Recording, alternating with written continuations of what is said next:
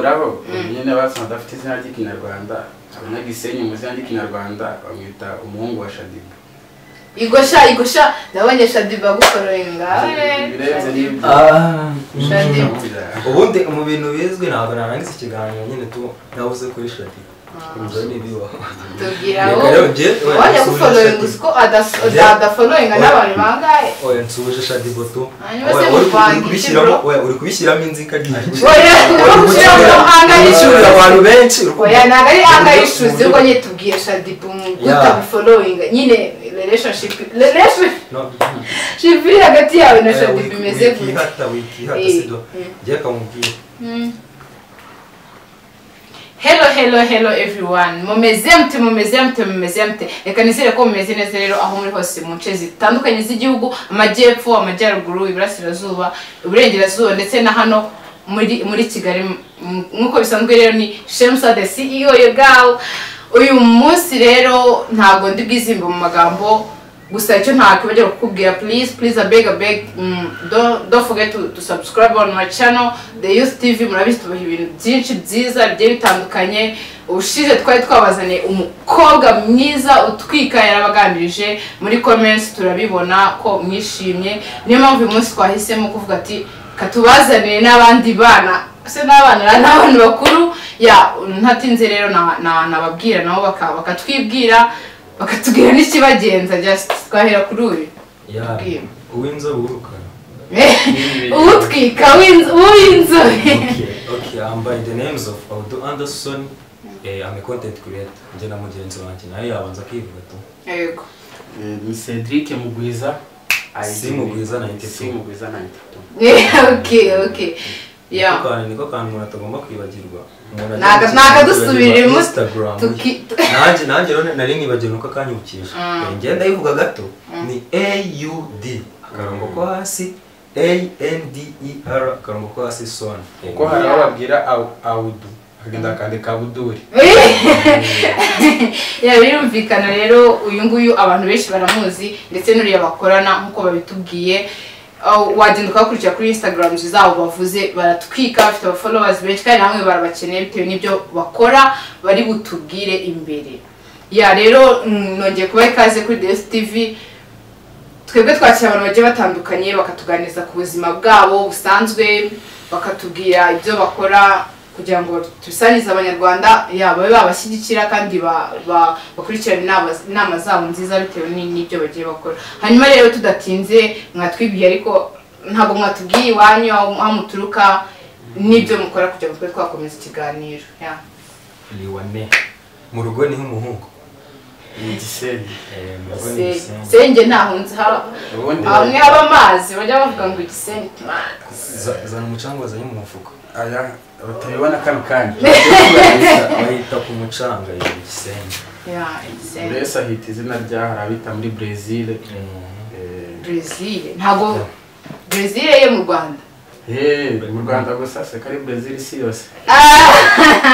Baratwika rero mwabumvishije n'abana b'Igisenyi ku mazi buriya baraza no kutubwira ukuntu biba bimeze nk'abantu batarahagera, barahadukundisha kugira ngo tuzahagere. Hanyuma rero tudatinze bakomeza bakatubwira batubwira nyine birambuye, bakatubwira Igisenyi ukuntu hameze, ibyiza byaho, and then bakatubwira icyo bakora, bakanatubwira muri make icyo kintu bakora ukuntu navuga gute isoko ryaho uko rimeze ugereranyije n'ibyo Kigali n'ibindi nyine by word nyine bakatuganiriza muri rusange ukuntu ibyo bintu bakora bimeze.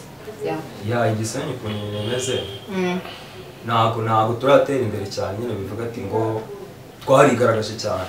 Gusa biri kugenda bicamo ahantu habonetse impano habura abafana gusa biba bifite inzira tu. Igisenyi nta kintu twabarenganya cause contents turazikora aho dushaka ko zigera zikagera ku bubasha dufite nyine tu. Bigaragara ko tubonye nk'aba sponsors cyangwa abandi nyine tubakomeye byazagera imbere nyine tu imbere bikaba byagira umusaruro mwiza. Gusa aho bigeze ubu turabishimira cause dufite abantu badufasha. Dufite abantu badufasha badushyigikira. Naho ubundi Gisenyi haba amafi, isambaza, bino kumvisha hano ngo Kigali ngo isambaza ngo ikirongo ni 7,000. Wapi kabisa. Iyo baguhenze ujya kuyirobera. abatabizi se ujya utabizi uraza ukareba wenda nk'andasoni uhazi akajya kuyikurobera cyangwa kwigisha birumvikana ko uko umuntu yayigura ahantu hegereye aho baziroba bitandukanye n'uko yayigura ahandi hantu. Niba ubyumva neza mu Rwanda ahantu umuntu asipendinga amafaranga hatari mu ngagi bari ku kivato yego amazi kuri beach. None se twumvishe ngo utubari n'ibiki bari guteganya nk'uko twabonye itangazo ku bifunguro. Ndumva iyo topic to Igisenyi ni ahantu habye umuntu yarije ibiceri bye nyine agaflexa abifite tu abatabifite n'ufara kuguza abafara kuguza. Kugira ngo tukomeze nyine abantu navuga gute babanze nyine banamenye icyo mukora, mwatubwira icyo mukora ko tumaze iminsi tubona amatrends menshi n'iki ibintu byanze. muratubwira ubundi muratubwira no kuri trends nyine ziri kugenda zivugwa muri industry mukoreramo, muranza mutubwire icyo mukora and then mutubwire n'ukuntu bimeze aho mubikorera mudagereranyije n'i Kigali nyine mutubwire niba muteganya kuzaza kubikorera inama.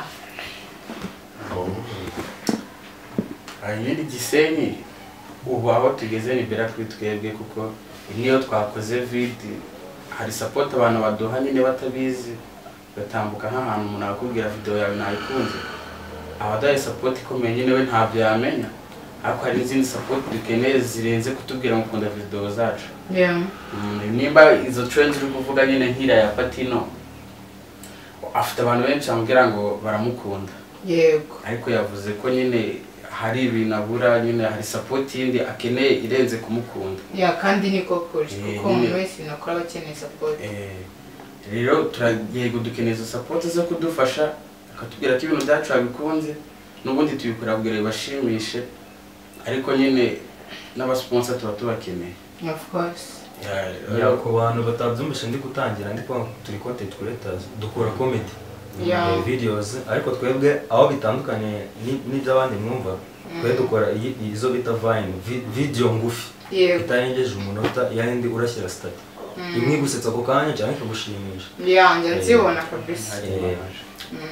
Hari nizo dukora zitarimo amajwi tu kabayikora pa karakantu karaho nyine tukishimira njya mbona nawe ujye ubikora nyine kandi amaze kugera kuri byatari umuntu kuri Instagram kandi ibintu nyine ntago kugira ngo ibintu guys ntago kugira ngo nyine ibintu bisetse umuntu cyangwa bimushimishe bisaba ngo aba ari birebire cyangwa se bibe bifite amajwi cyane ko iyo umuntu yitondeye ikintu akagikora neza cyane bino byo gusetsa ntago bisaba ngo bibe ari birebire murabyumva. Hanyuma nyine njya mbona comedy zabo kabisa mujye mukurikirana kuri Instagram bababwiye na nyuma bari babwiye niba bateganya ibintu bya YouTube channel cyangwa bayifite yabaza kubabwira nyine bakomeza akatubwira nababaza nkuko nyine twabonye kumaze kubivuga Patino nyine video ye yashyizeho basaba support nka team ni ibintu nyine nta kintu bitwaye ni ibintu byiza umuntu wese bitewe nuko ageze muri situation ashaka gusaba ubufasha. Ese ko twabonye uko turabizi ko kurikiranwa turabizi ko abona views nyinshi niba kuko abona zira views zingana kuriya akaba still nyiragikeneye ubufasha bw'abantu cyane ko umuntu atajya agira igihe atabukeneye. Ese mwebwe mubona nyine mwumva mwibona he mu myaka nk'itatu iri imbere ku buryo mwebwe wenda mwumva ko nyine muzamufite ahantu mugeze niba mu by'ukuri we aho ari agikeneye support y'abantu kuri ruriya rwego. Ngarutse kuri ibyo waruvuze by'umuvandimwe yego kuba niba warakurikiranye ya video neza ntabwo yavuze yuko abuze support cyangwa abuze ibyo yasabaga nyine yego ahubwo ni ukuvuga yuko ibyo babona ntabwo bibafasha kuva ku rwego rumwe bagere ku rundi kuko ari big team yego ni abantu benshi. Bivuze ati we icyo yashakaga ni uko bamuha support akagura timu nyine tu imikorere byose bigahinduka kuruta uko mwakwizindira ku kintu kimwe nyine mutabona iterambere. Niyo mpamvu ugiye numva iriya video yaba yarayisohoye kandi ntacyo bitwaye tu iyo ufite impano byose imana ica inzira tu nyine ntibibagirwe ko umuntu ufite impano n'imana ikagufasha ariko na ba bantu nk'uko yabivuze ko natwe twese mu byo dukora dukenera support y'abantu umuntu aba akeneye support y'abantu nk'uko nawe yabivuze. Ku bijyanye na projet rero dufite yego we are planning ibintu byinshi muri future nyine byo kujya kuri YouTube gukora video kuri YouTube tugakora video z'iminota 10 zigashimisha buri umwe wese udukurikiranye. Ubu ikintu nasaba abantu ni ukuba badukurikira kuri Instagram zacu bakagenda bamenya updates nyine kuko niho dukunda gutangariza ibintu byacu n'izindi platforms zanjye zose uzazisanga kuri Instagram tu. None se iyo YouTube channel mwaba mwararangije kuyicreating already cyangwa YouTube channel irahari? Yitwa iri ku mazina yanjye ya nyayo. Ya nyayo. Ndaseka nayo nkoresha and nyine na yayo. Audu Anderson.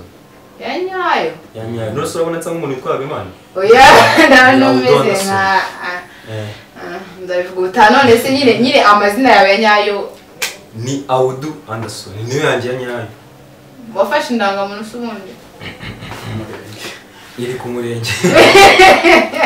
Wowe urayifashe? Natwe twese iri ku murenge. Ubu utagiye kuyikura yose. Niyo mazina ya nyayo. Cyadutindije kuyikuraho nyine basanze afite izina ry'ikinyarwanda, abanyagisenyi mu izina ry'ikinyarwanda bamwita umuhungu wa Shadiba. Igosha ndabonye Shadiba gukororenga. Birenze n'ibyo. Shadiba. Ubundi mu bintu bizwi ntabwo narangiza ikiganiro nyine tu nabuze kuri Shadiba. Kumva nibiwa. Tubwiraho. Wajya gufollowing usko ada following n'abantu bangahe? Oya nsubije Shadiba tu. Uri kubishyiramo inzika ryinshi. Oya kubishyiramo angayishuze abantu benshi. Oya nagari angayishuze uko nye tubwiye Shadiba guta following nyine relationship shibiri hagati yawe na Shadiba imeze gute? Wikihata sido. Ngiye kamubwira. Nanjye kamubaza. Safite abandi benshi afollowing amana. Abantu following abantu nyine abandi bantu bafitanye relationship. Myaka yawe koko Shadiba umufitanye. Nyine ni wewe wemerewe kumufatira indangamuntu nk'izina. Shadiba dufitanye isano rya fito. Dufitanye isano rya hafi. Isano rya hafi. Basi mubwira ikintu kimwe umuntu ufitanye isano rya hafi. Shadiba ni mushiko mubyerewe mukumbyera friends kwa kuri Instagram bekene nambere seka bitembwe mushika mubyerewe kumbya papa mama wajambo siko nakubwiye mbere. Cyangwa isano rya fito byatanje. Mani tuvuye kuri Shadiba rero twareba n'undi tuganiraho tu Shadiba asubwo ku myaka yawe indangamuntu yawe iri nyine umva ikibazo nabwira ajya no kumutima oya banzo umva ikibazo irangamuntu ushobora kuba nyifite naka kanya nicaranye ariko nyine irangamuntu ukenera kugira ngo Shadiba kugira urayicaranye ndikubwira ngo okay hari igihe nyine biba byiza uyu muntu amenye ko ufite za 10 na 12 13 11 akaribwo yagufasha tu ntabwo ari kuvuga ngo irangamuntu ngiki ukagenda ugaragaza irangamuntu yawe meko nta muntu ufatira irangamuntu y'umunsi ya 16 ndumva irangamuntu we nawe waba ufite se wowe urayifite batubwiye ngo nawe uri ku murenge ndi ku murenge manza arime yo nayibitse arayigendana kwaje Nose umva na Ndimba tatavuga ngo afite imyaka 2 oya Ndimba ati no musaza biragaragara ariko hari abantu ntabwo bavugana na Shadiba none tudatinze rero twabaganirije ndumva ni byiza ko tutakwizimba mu magambo kugira ngo turambirane icyo nababwira guys nyine aba bana bari very talented bababwiye platform zabo niba nasoza barazibibutsa kugira ngo mutabyibagirwa bafite project nyinshi bazabaha ibintu byinshi bitandukanye ndatekereza ko muzabikunda kuko bazi kwandika bazi gukina urumva bari 2 in 1 rero icyo nababwira nyine nababwira courage bakomerezaho kandi nyine turabakeneye dukeneye izo mpano zabo kuko muri industry ntekereza ko ibyo bintu nyine ntago dufite abantu benshi tuzi ba Patino ba Nyakso ariko ntago dufite abandi bantu benshi nyine bakora bino bintu cyane ko nabonye ko bo bafite itandukaniro ugereranyije n'ibyo abandi bakora rero nyine please nyine guys mu supporting hari abantu bafite coffee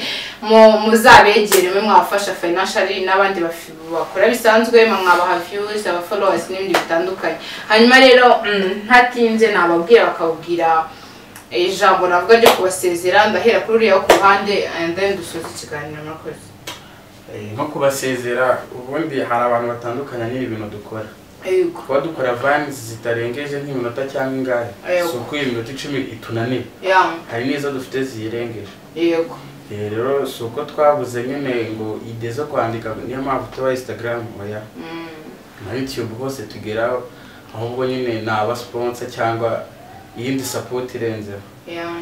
Rero niba ubishoboye cyangwa udukunda, yego support yo kudukunda ukanabitwereka turayibashimira cyane. Abanyarwanda mwese muri kutureba turabashimira kandi turabakunda cyane. Rero ubundi ngiyewe ntago nakunda gupostinga video zacu, ahubwo na postinga Blind Sense kuri Instagram yanjye. Bigeze banza kuyibura nongera ntangira bushya. Rero ku banyarwanda bari bamenyereye iyo account nashyiragaho Blind Sense, kuko bavuga kureba video bagahita baza kureba Blind Sense ku bimeze. Buno narayibuze ntangira iyindi ni C.Mugwiza 92. Uno mwana yakufite nk'umuyobozi. Yari kuyobora. Umva ku speech wafashe kama segonda 30 ari siri. Numva yayobora amatekereje. Niyo mpamvu umuntu atagombye kumura mu kiganiro. Yego. Yuzi ko nta bwenge ugira ugendana n'umuntu ufite. Uravuze ngo aha nakosore, oya nakosore, ukumva yanjye ko ndagafite hari igitambaro cy'umweru. Kandi uvuze ko abufite kandi umuntu agomba kugendana umuntu ufite. Nanjye rero reka nsoze urukundo. Ndi gusoza ndashimira abantu bose banshyigikira, banyere urukundo from day one kugeza iki, abantu bose nyine tumwe. Rero iyo uvuye mu ntara ukagera ahantu ari platform cyangwa ukabona uburyo usuza. Yemba mbona utameze nk'abantu bavuye mu ntara. Nyine tu mama yambuje kwikina. Ngenda gukina. Okay, iyo uvuye mu ntara ara Igisenyi ni mu ntara, but hometown nyine tu abari vibes kabisa. GC. Umva kuba ako ka city karagiyeho nyine tu hari vibes nyine tu. Okay, iyo uvuye mu ntara n'ugira abantu usuza abari ikibazo abari ikibazo urataha iwanyu bakagukubita. Yego navuze ngo mama wawe nutamusuza aragukubita.